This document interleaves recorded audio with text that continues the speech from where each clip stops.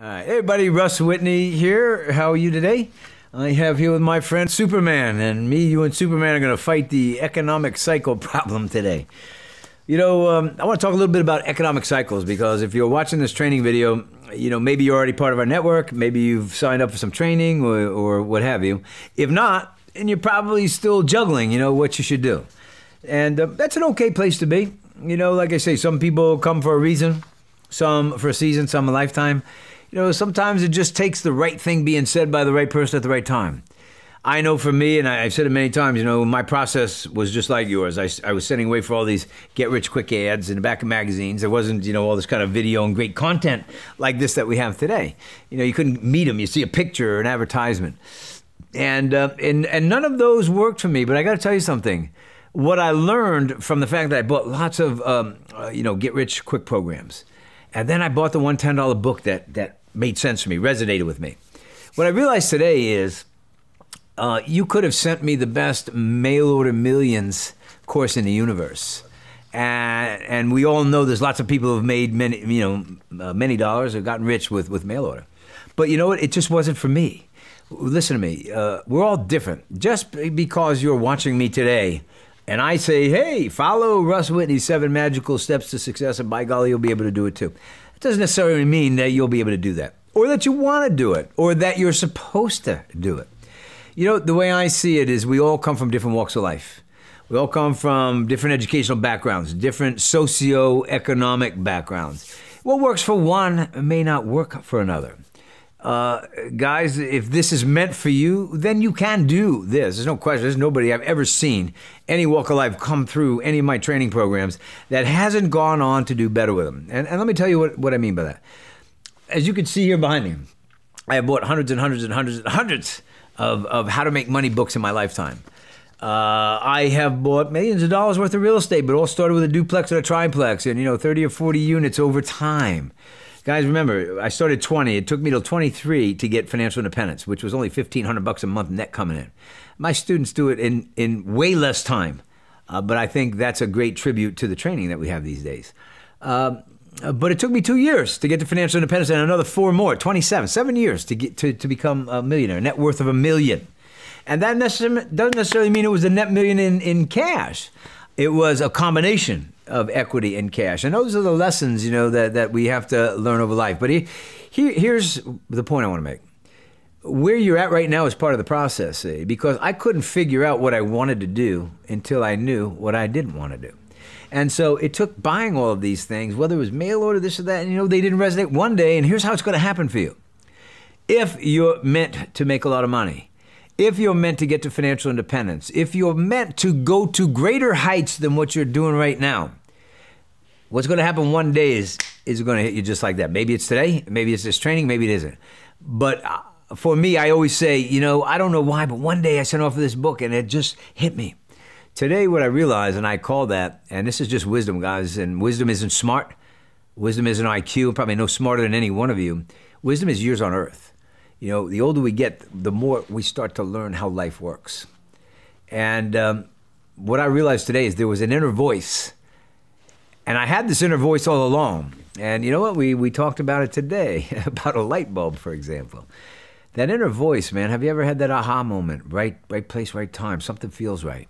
That's that inner voice that guides us. And you'll come to learn in time, guides us through our life.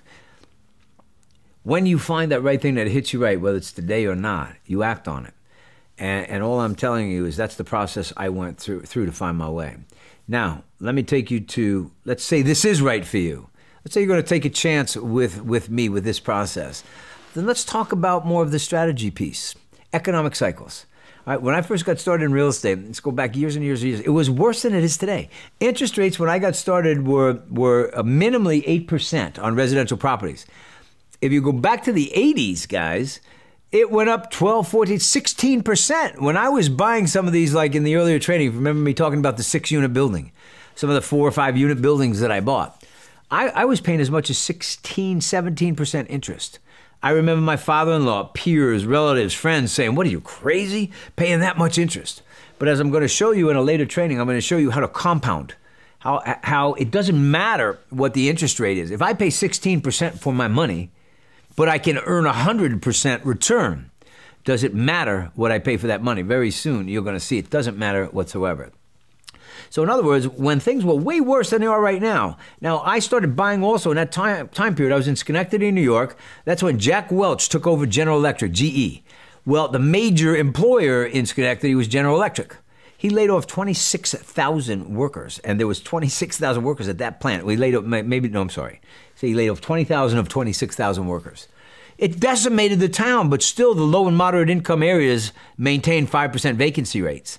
So although my properties didn't go up in value, it didn't matter because I bought them for cash flow. So you remember, certain properties we buy for different reasons. I buy certain properties for cash flow, low, moderate income. Once I have cash flow, now I can upgrade to a upper socioeconomic property. I'm going to put more equity in it. It's going to appreciate better, but I'm not going to have as much cash flow. But remember, I'm not buying those for cash flow. I'm buying those for appreciation. So remember, real estate is nothing more than a vehicle to obtain a financial goal. You don't just bumble into real estate. That's what I see all over the internet with all these silly get-rich ads that these guys run. You just bumble in and you buy some property that should go up in value. That's absurd. Real estate's not a gamble, guys. This is a calculated investment. It isn't something that happens, by chance.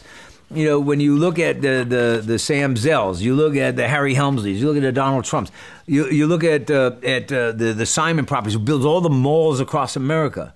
Guys, we all know that virtually every millionaire in the United States probably has made most of their millions in real estate. If you look at the dot-com millionaires, where do they make their money in the dot-com? Where do they park it? In real estate. So guys, real estate is the place to be. There's no question about it. Let's go back to the economic cycle. When I'm buying at 16% interest rates, that's absurd, but I'm returning 100%. I'm going to show you how to do that in our next training. A better seller financing during that time. So we can get seller financing, which is critical. 5 years ago, you couldn't get seller financing because there was too much bank financing available. What I'm telling you is right now, I've seen the cycle go from flat way back then. I've seen it go up, level out, come down. I'm going to tell you something. Real estate has been going up in value for 200 years. Is real estate more expensive right now than it was 50 years ago? Yes. Is it more expensive than it was 100 years ago? Yes. Is it more expensive than it was 3 years ago? Maybe not. But is it going to climb again? It's been doing it for 250 years. Goes up, levels out, goes down. Smart people buy right here. Levels out, comes back, always ends up a little higher. Why would we think after 250 years it's not going to happen again? Now keep in mind, here's what most people don't know about the economic cycle. When I'm buying for cash flow, okay, and I'm buying in low and moderate income areas, I can guarantee you, even right now in my low moderate income properties, as the market went up, my property depreciated temporarily. They're still paying rent. I have never had a landlord, I've never seen a landlord, go to a tenant and say, hey, the market's kind of crappy, so I've come over to lower your rent. That doesn't usually happen. But once we got the cash flow, we're safe, especially low and moderate income. Now, if you're in high-end commercial real estate shopping centers, you may have to reduce your rents.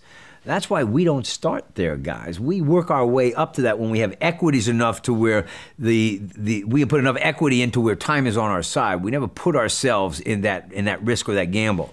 And later on in one of my trainings, I'm going to teach you about the law of scared money. The law of scared money says good luck doesn't come to those of us who need good luck. You don't need good luck. We have a plan. Ours is a calculated risk and an investment. We take no risk. We calculate our cash flow. We calculate our profit before we ever buy. In fact, as we get through some more training sessions, you're going to learn that we make our money when we buy, okay? We have an exit strategy before we ever get into the property. We don't take the risk like these get-rich-quick guys on the internet. We don't do the gambles. I'm going to teach you how to do this right so you don't make the mistake. So you hang in with me, man. Russ Whitney, signing off.